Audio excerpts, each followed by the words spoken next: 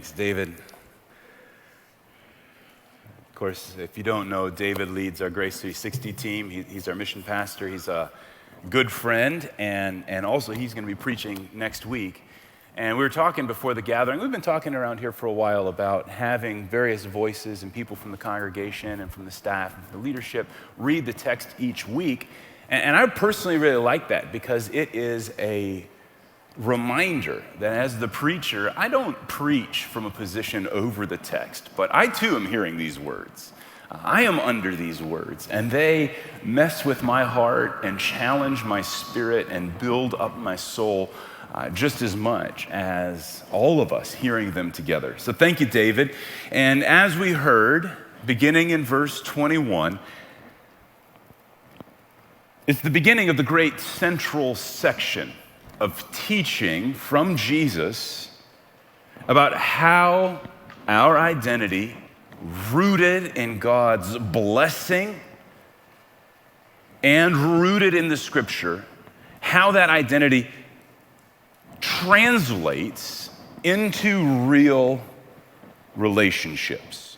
Our relationships with others, with God, with our stuff, with ourselves, with the powers that be. And so this is a quick outline of the next 6 weeks. This morning we'll talk about perseverance in relationships, then peace, piety in our relationship with God. How do we relate in a godly way to our stuff, our possessions, our personal self, and the powers around us? But the good news of this text this morning is that God shows us here the way to real, persevering, life-giving relationships. And maybe we should start by stating the obvious. Relationships can be really, really difficult. They're durable, but incredibly fragile. They're life-giving, but they can also be life-sucking. They're a source of incredible, deep joy and sustained anxiety. I mean, have you noticed? It's the people we love the most who can hurt us the most deeply. Have you noticed that the people we want to love are not always as lovable as we would like them to be? Have you noticed how we all want to be loved? We want to belong, but all too often we sabotage ourselves. I mean, relationships can be really difficult. And then we read Jesus' words here about relationships. Specifically, verse 22, he talks about your brother. And then verse 31, our lovers, that is our closest relationships, family, our spouse. Relationships are really hard, and you read this, and maybe you're like me, you wonder a little bit, like, is this even possible? I read this, Jesus' words about anger, and I think of the last time I was angry. Don't have to go back very far. I hear Jesus' words about lust and divorce. If you're like me, you wonder, is this even possible? And it may surprise you that a number of really good biblical commentators through the centuries have answered that question with a resounding no. It's not possible. Martin Luther, the great reformer, said the Sermon on the Mount preaches a way of life that is unattainable. And Karl Barth says it would be sheer folly to interpret the imperatives of the Sermon on the Mount as if we should bestir ourselves to actualize these pictures. Sheer folly to think that we could actually live this out. Which brings us back, as we read this, is this even possible? Relationships are hard. If it is possible, how can we do it? So in the meat of the sermon this morning, we're going to talk about how Jesus' teaching works here. Then we're going to talk about how we respond to it. And then finally, what we learn of God through Jesus' teaching. Because remember, the good news here is that God shows us the way to real, persevering, life-giving relationships. So first, how do these teachings work? And remember, the overall movement of the sermon, Jesus begins by saying, "Blessed are the poor in spirit, for theirs is the kingdom of God." It starts, the first beatitude, with the poor in spirit. People like you and me who all too often are running on empty or hollow. And it moves toward what Jesus will say at the end of chapter 5, that we be perfect, or another way to translate the Greek word is filled, as your Father in heaven is perfect or filled. And so the movement of the sermon is how hollow people become whole, how empty people live in wholeheartedness through the blessing of God's kingdom. And in verse 20 and 21, Jesus talks about that wholeness as righteousness. Righteousness that exceeds even that of the supposed most righteous people of the day, the scribes and the Pharisees. And this kind of righteousness that Jesus is teaching in the Sermon on the Mount, it's a redemptive righteousness. It's not just avoiding the wrong stuff. It's stepping into the very movement of God's kingdom, redeeming and setting things right and reconciling in the world. And so these teachings, starting in the central section of the Sermon on the Mount, there's like 14 of them. We're going to tackle 3 of them this morning and the rest through the weeks ahead. But each one of these teachings has what Glenn Stassen, who is a commentator on the Sermon on the Mount, whose work I really like a lot, has 3 parts. Each teaching has 3 parts. And he calls each teaching, for that reason, a triad, where Jesus lays out first sort of the traditional teaching about righteousness, what most people had thought up until that point constituted that real righteousness. And then Jesus, in the second part of this little teaching, will talk about how that traditional understanding is inadequate and, in fact, will lead to vicious cycles of increasing evil.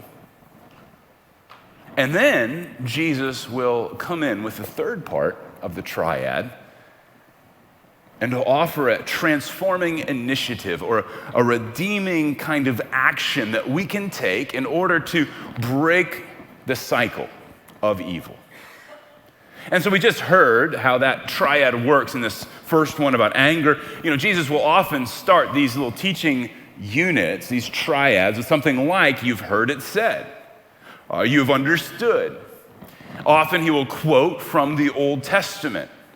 But Jesus will then go on to critique their understanding. He's not actually undermining or critiquing the Old Testament itself or the Torah law, the Hebrew Bible itself.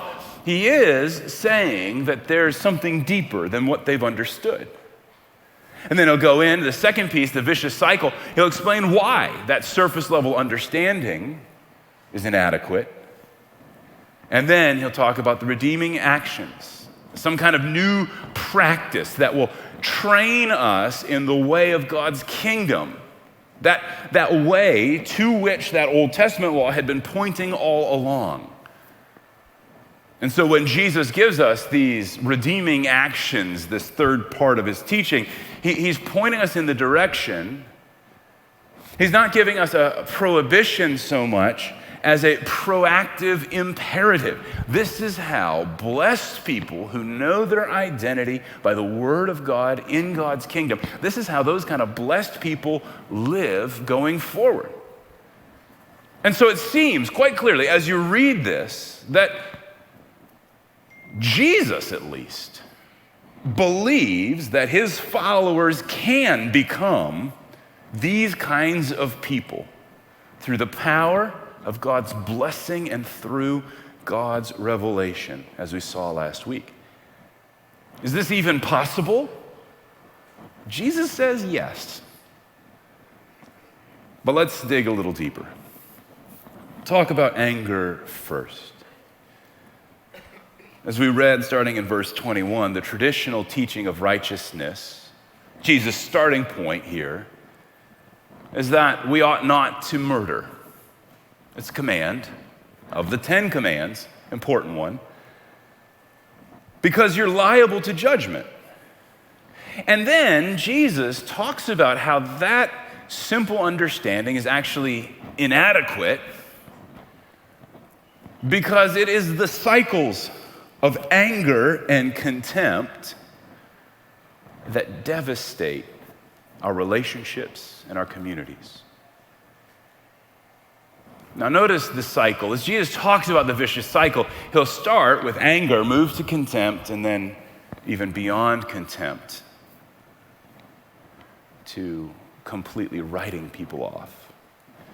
And if we start with anger, it's important for us to recognize that biblically, anger is not in and of itself evil.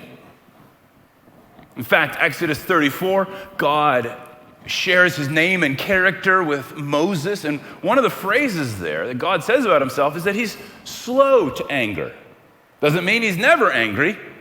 This means God is slow to anger. Of course, we know of other places in the scriptures that speak of God himself angry. Or you have the Apostle Paul in Ephesians 4. He says, "Be angry, but do not sin." Clearly, there is a place for anger that is righteous. And anger begins for us when we are contradicted in our desires, when something interrupts our will. I want this, and something else crashes in. Now, that happens pretty much constantly in our lives.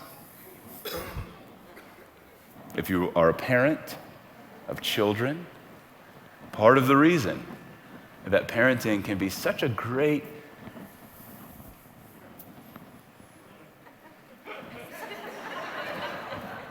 processing context for anger is that you now have in your home as many free wills as you have children who regularly, it seems, contradict your desire. And so, yeah, there's plenty of anger provoked by parenting, relationships, people, all of that. What we do with our anger, though, after that initial spike of energy is crucial. Be angry, but do not sin. And when Jesus talks about being angry with your brother here in verse 22, the word he uses is intensely angry, wrathful, something that goes beyond the initial jolt of angry interruption into a sustained posture of frustration. And as far as relationships go, anger like this is in and of itself wounding. A person doesn't have to act on this kind of anger to hurt you. Have you ever found out that someone is really angry with you? That hurts.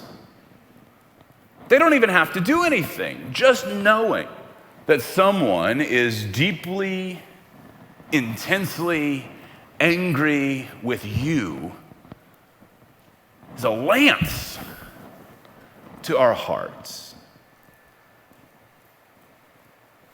Of course, the common cultural advice is don't care what other people say, don't care what other people think. Sometimes we even say that, I don't care what that person thinks. But it's nonsense.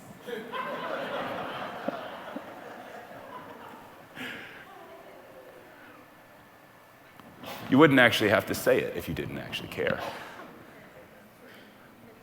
You're convincing yourself, no, I'm not hurt. But anger always wounds. And the next step in this vicious cycle is when anger escalates to contempt. Jesus says, whoever insults his brother. It's in the original language going back to this Aramaic insult, racha, something that they would call people, and it meant something like idiot, but harsher. Some even say that the word itself, racha, is the noise, comes from the noise you make when you're gathering spittle before expectorating.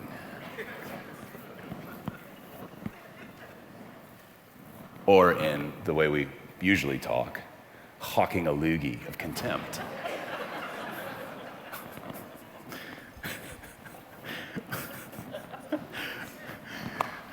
Gathering spittle before expectorating. What? I don't know why I said that, but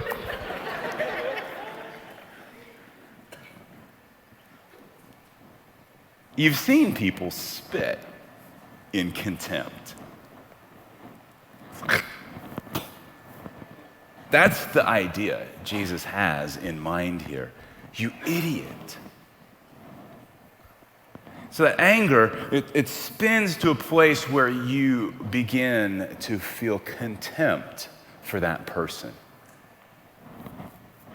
Pushing that person away, saying, you don't belong here.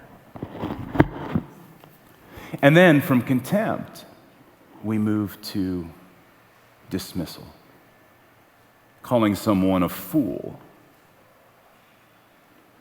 Now, in the Bible, the word fool is a devastating word. If you read through the Proverbs, a fool is not just someone who is naive. A fool is a combination of stupidity and rebellion against God.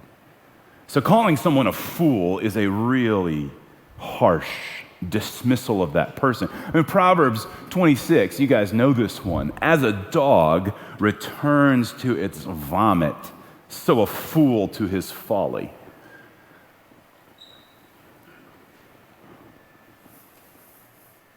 And calling someone a fool in this way means we believe that they are good for not much more than being thrown on the smoldering garbage heap.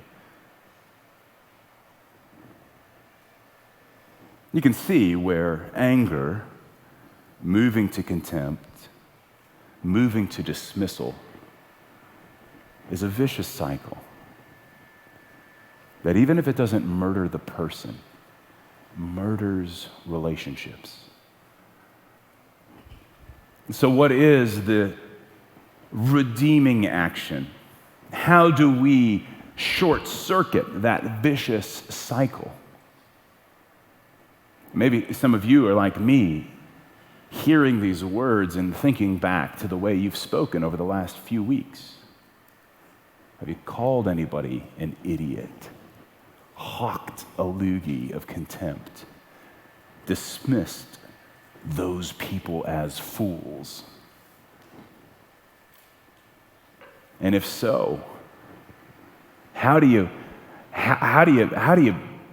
redeem that? How do you not just fix that specific situation, but how do you become the kind of person whose default, when your will is interrupted, whose default is not to entertain anger, invite it in for a cup of coffee and have a nice long conversation leading to contempt and dismissal? How do you become the kind of person whose response to anger, it's inevitable, we'll have those flare-up moments, but whose response to anger comes back down quickly and reaffirms that's a human being who matters, who I care about, regardless of whether or not they use the turn signal in front of me before cutting me off. No forgiveness for that. Well, that's why we're in the text, my friend. Is it even possible?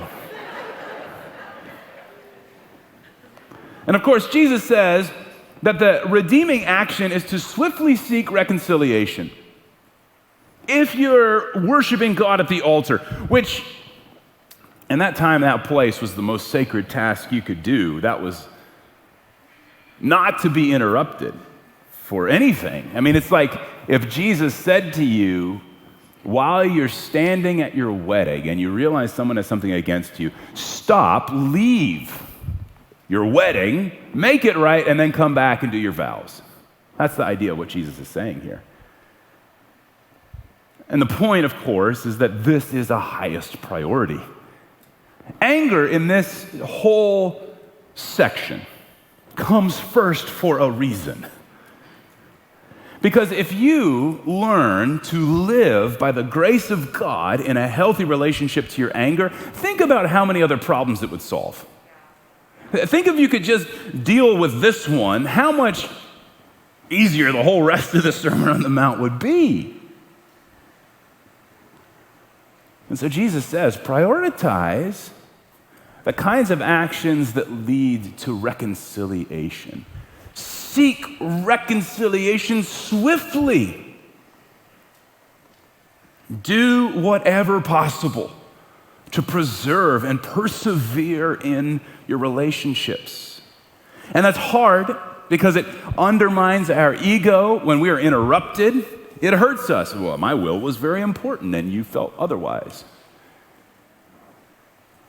You ever notice the thing about anger is it just feels so justified? How often do you think, man, I really was angry and I was way out of bounds?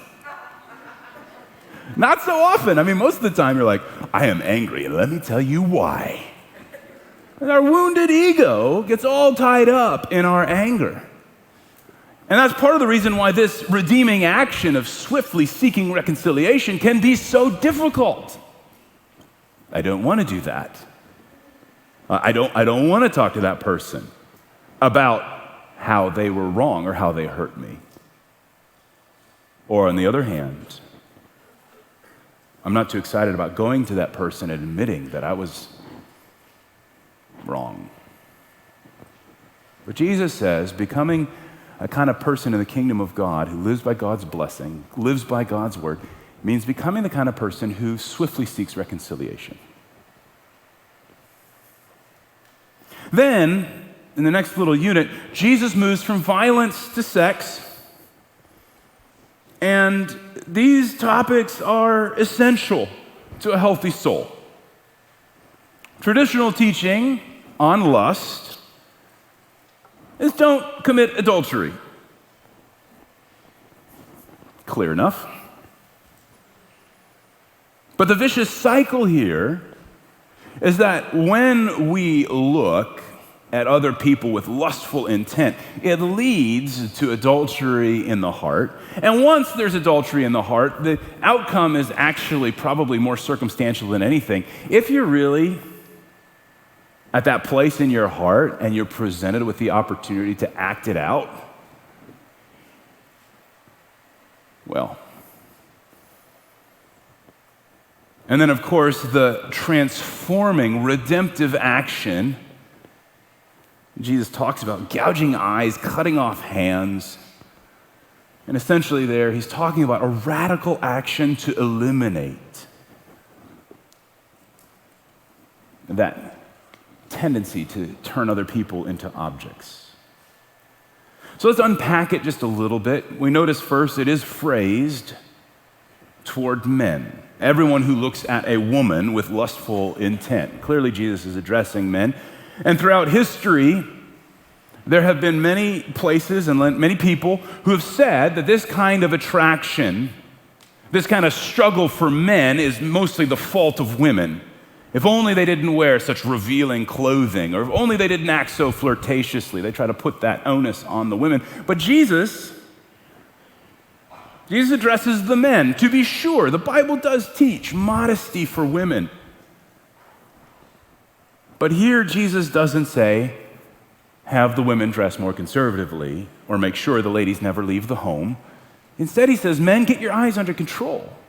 Get your hands under control. And if you can't gouge out your eye, cut off your hand, still got to figure out some kind of way to ruthlessly resist objectifying others. That being said, though Jesus addresses the men, he does say in verse 28, this more inclusive word, everyone, includes men and women, people who are married and people who are single. I think it's important to point out that even if you're not married, even if you are single, lust can be just as toxic to your relationships. And Jesus describes lust here as looking with lustful intent. There's a huge difference between appreciating beauty and looking with lustful intent. Think about God after creating the cosmos. He looked at it all, beheld its beauty, and said, "This is good." God appreciates beauty. There's nothing wrong with that. But when Jesus talks about looking with lust, it's something like a leering look, looking with the intent to possess. Or as one writer put it, turning another person into kindling to keep the flame of self-enjoyment burning. It's that jolt of sexual satisfaction, a little hit in the hormones that says, this is enjoyable. And that jolt, that little hit in the hormones, usually is enough to blind us to the fact that we're looking and living in a way that says, this person exists for my pleasure. And the vicious cycle is that it undermines any kind of true intimacy and connection. Our hearts begin to become divided, and the damage is everywhere. And for the people who are constantly seeking that next jolt, that next little view, for the people who thrive on attracting that look, for people whose spouses look everywhere else but never at them,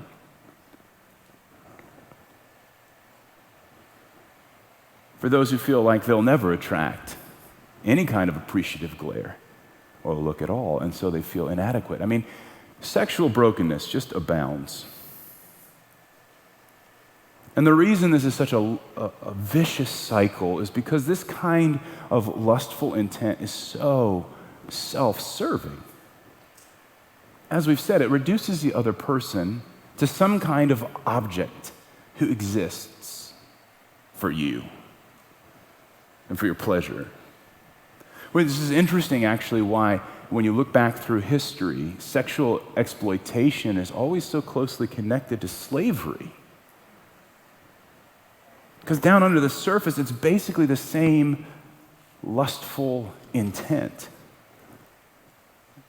That person exists as an object for me. I mean, if you ask just a regular person on the street today about slavery and pornography, they would probably say there's a huge difference.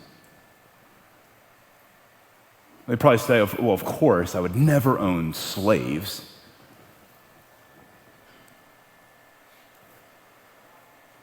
But the epidemic of lust is at a heart level, according to Jesus, the same kind of heart posture that leads to enslaving others.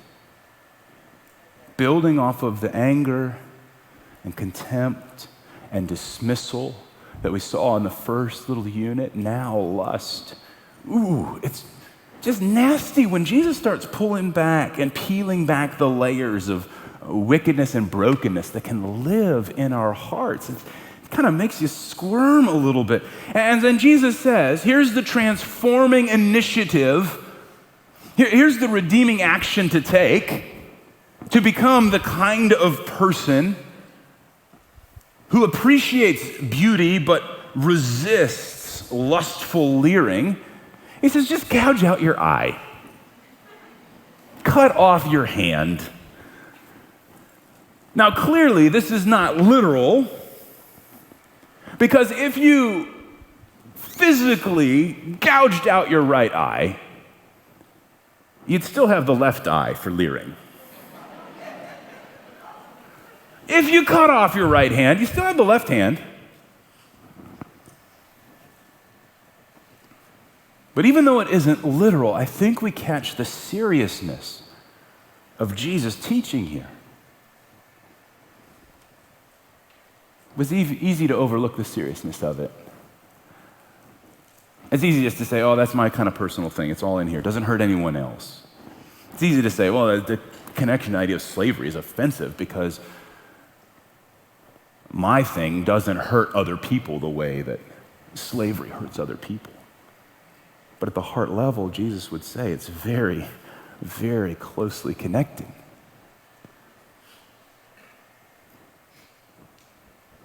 And so what are the lengths to which you are willing to go if this issue of lustful intent, looking with lust is alive and aflame in your heart? I remember when Amy and I first got married, we moved into our house and we signed up for cable. It was one of those introductory specials, like the first 12 months of cable, you get all the premium channels. You guys know what I'm talking about? And so a couple of months into our marriage, Amy would go to bed early some nights, and I'd want to stay up and watch the end of the game. But, you're flicking through the channel guide, and you got all these premium channels, and like there's stuff on there, it's just porn.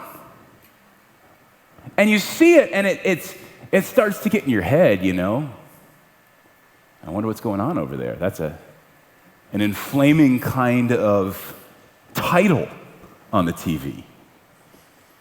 And so I got sick of this. I was like, man, you know what? I don't want to deal with that temptation on the TV. So I called the cable company. I'm like, hey guys, I know I signed up for this promotional rate to get all these extra channels for 12 months, but I'd really like to cancel that.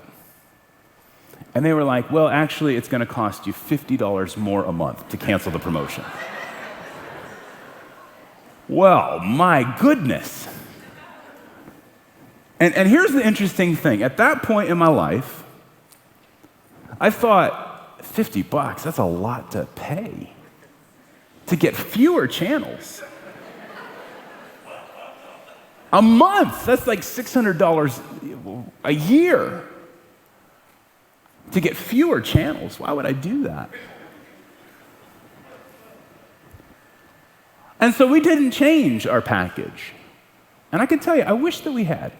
In retrospect, looking back, I wish I would have paid the $600. It's not like we got into some deep porn addiction or problem in our marriage because of it. It was just that lingering temptation, 2 clicks away on the TV, messed with my head for the rest of those 12 months. In retrospect, $50, pay it. Or better yet, just cancel the service. Pay no extra. Get some money back. But isn't it weird? Like when I think about my 29-year-old brain at that point, $50 a month was just exorbitant in order to distance myself from temptation. Now, about to turn 40, 10 years later, going, whatever, $50? How much is it going to cost? Still a lot less than an eyeball.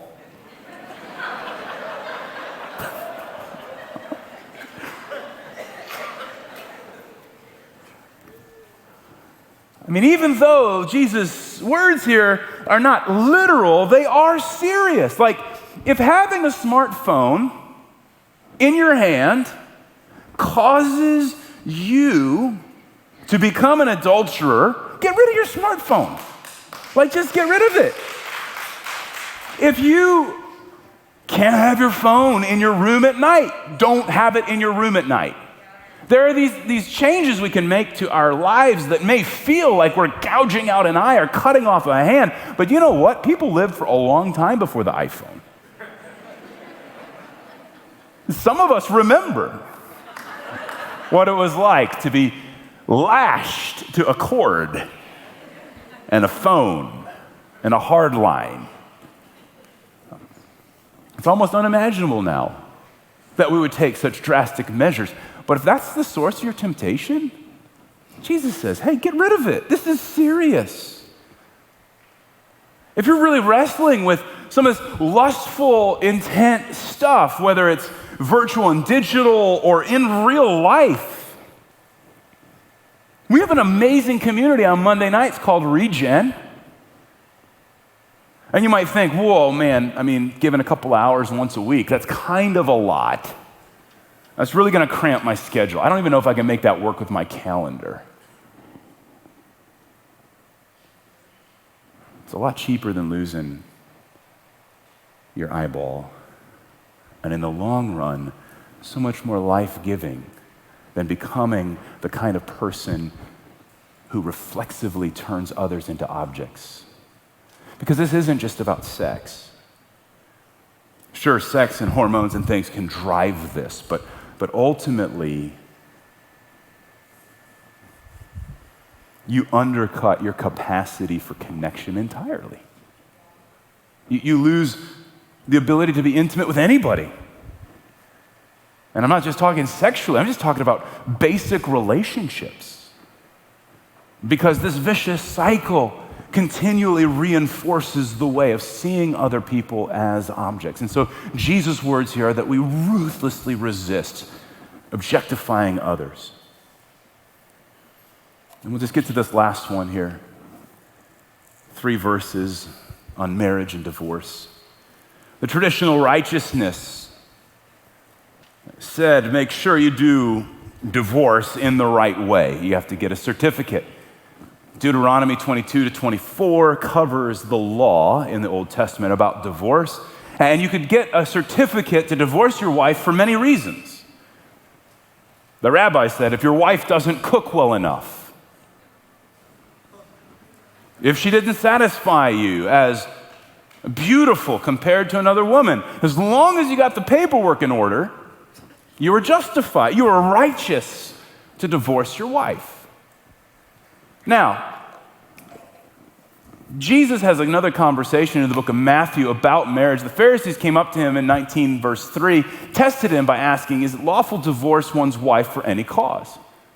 And Jesus answered, have you not read that he who created them from the beginning made them male and female and said, therefore a man shall leave his father and his mother and hold fast to his wife, and the two shall become one flesh? So they are no longer two, but one flesh. What therefore God has joined together, let not man separate. Amen. When they asked him about divorce, Jesus answered by speaking of marriage. And he says that marriage is not some voluntary association that lasts as long as it makes you happy. Rather, your marriage is something God made. And that means that you ought to treat it with the kind of respect that you would show to a divine creation. When you go back into that story in Genesis, marriage is a solution to Adam's weakness, his helplessness, his isolation. It's not good for man to be alone, the Lord said. And so he made a helper from Adam's side. It's not good for man to be alone, God said. So the Lord separated Adam and then told him to be reunited in one flesh with the rib turned into a woman that God had made. It's not good for man to be alone. So God made a helper that is like, yet gloriously unlike Adam. A helper who corresponds to him. Not an identical helper, but a helper that co-responds to him together. Marriage is designed so that the husband and wife can fulfill their callings more effectively and faithfully than they could alone. Doesn't mean there's something wrong with being single. God creates relationships and communities so that both single and married people alike can live into their full calling. But whatever we go on to say about divorce must be a tragic addendum, according to Peter Leithart, who wrote a really good commentary on Matthew in the Sermon on the Mount. Anything we say about divorce has to be a tragic addendum to the original vision of marriage, because it was created, as Jesus just says, Matthew 19, to be a lifelong covenant partnership, two made into one. Two people living out a single life story together, two people united in such proximity that their lives, whether waking or sleeping, working or resting, raising children, all of it It's just impossible to disentangle from each other. Jesus says that divorce and remarriage creates these cycles, vicious cycles, that cause adultery. That this ruins relational connections and covenants. And we don't know exactly how Jesus means this, but the best way I can understand his teaching here is that once you've introduced the possibility of an eject button, once that's kind of on the table as an option, suddenly all your relationships begin to shudder. This is something God made to last, and yet, when we begin to entertain the possibility that divorce is something we could enter into lightly, just get the paperwork in order, well, then that puts all our relationships in question. And we've seen how divorce can devastate relationships from generation to generation through families. It's a really hard reality. And the Transforming Initiative, this is the only one out of 14 where that transforming initiative, that redeeming action is actually unstated. It's missing. And I wonder if it's because, according to Jesus, perseverance ought to be obvious. Hang in there. Be reconciled.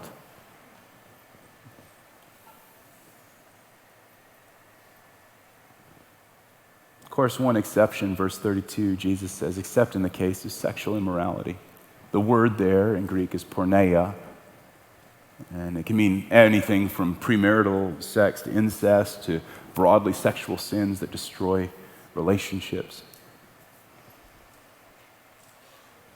We hear Jesus' words here and recognize that there may be space for righteous divorce if the covenant has been broken through sexual immorality, situations of abuse, or if the unbelieving spouse leaves, as Paul writes about in 1 Corinthians 7. I mean, Jesus acknowledges even in this teaching that in a broken world, even the followers of Jesus can commit sins that destroy marriage.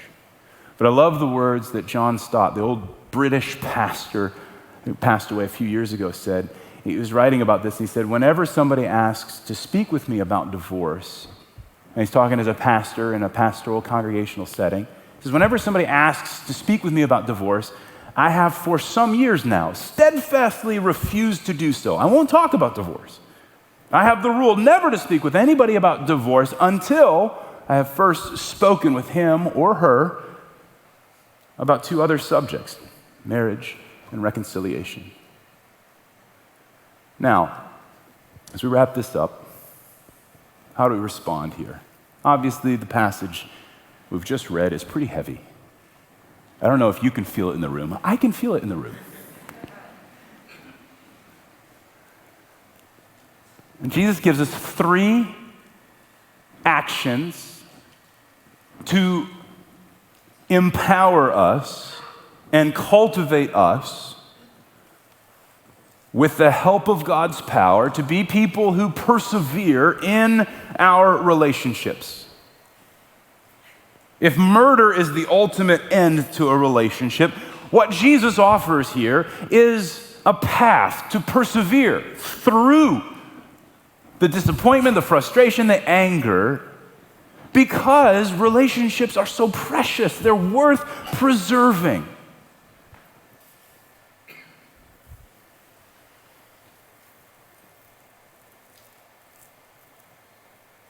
You guys might remember, it's been about a year and a half now, but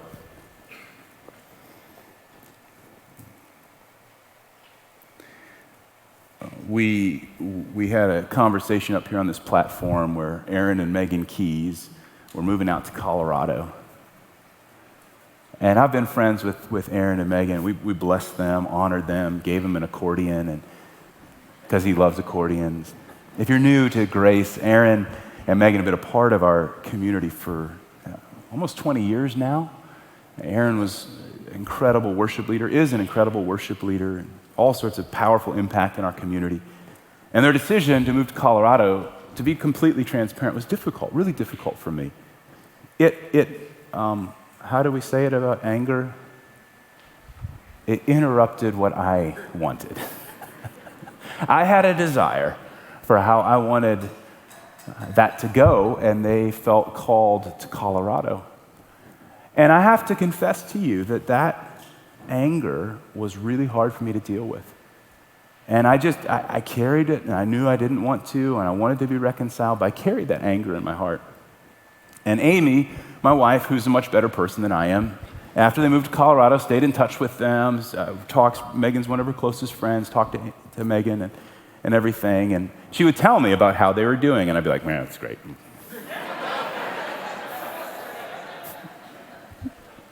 And one of these nights, she just looked at me and she said, when are you going to forgive them? I'm like, man. I think my anger was beginning to cycle around toward contempt at that point.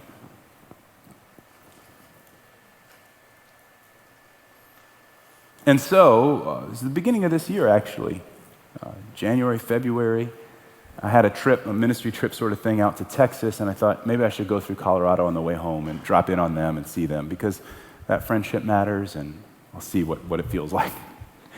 And so I scheduled a flight so that I could go, and Aaron and I could ski for a couple days. They're living in Colorado Springs, and so that seemed like a great sort of activity to do together, although I didn't think about the time on the chairlift. You don't really talk when you're skiing, but then you're stuck next to this person for like 20 minutes. And lo and behold, a big storm, all that flooding in Texas, totally wiped out the event in Texas, the ministry thing. All my flights got canceled, and it was the perfect opportunity to avoid having to spend this time with Aaron. I could just keep preserving this little side fire of anger and frustration, maybe contempt. I thought, no. And this passage was important to me. I got to go talk to him. And I did, and we spent those couple of days together. It was just the two of us, probably the most time the two of us had spent, just the two of us, in years. But it reminded me, I met Aaron when I was a freshman in college. And as the Lord was at work in our relationship and our conversation and everything else, I had this stunning clarity, like those kind of relationships really matter. And they're so precious. And yes, we argued and disagreed and we got angry. And even so, that's not worth losing a relationship. And I felt like the Lord has brought such great healing into our friendship over this season. And it's not something I could do on my own. It's not something I have the strength for personally. But God's grace was all over it. And I'm so grateful now that we are able to be friends.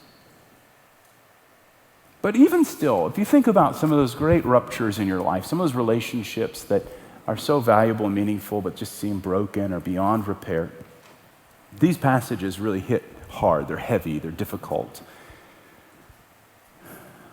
And it causes us to ask the same kind of question that I was asking when my flights got canceled and I had the easy opportunity to not go spend time with Aaron.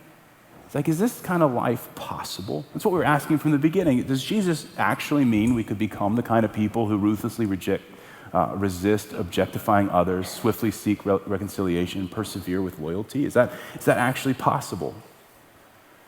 And I'm going to invite the band up because we have the communion elements. And I would just say that this week, reading this passage, I saw it in a new light, and it was deeply encouraging to me because it struck me that this is how God is in relationships, that God perseveres with us in relationships. Like, aren't you glad that even though as human beings we regularly go against God's will, God does not allow his anger to dismiss us? Aren't you glad of that? Aren't you glad that God never looks at us and thinks, those idiots? Aren't you glad that God doesn't look at us and go, those fools, I'm completely writing them off?